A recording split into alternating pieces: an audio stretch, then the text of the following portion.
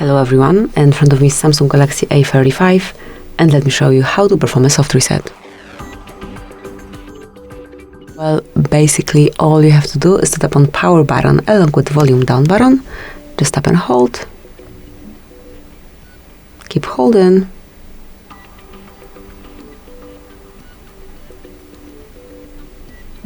And once you feel a smooth vibration and also see the logo, you can remove both fingers from buttons and just wait a couple of seconds till your phone is rebooted.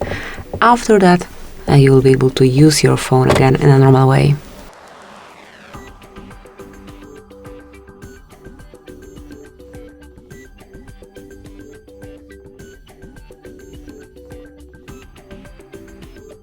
And now just unlock your device, provide your lock screen pattern, PIN code or the password, and that's it.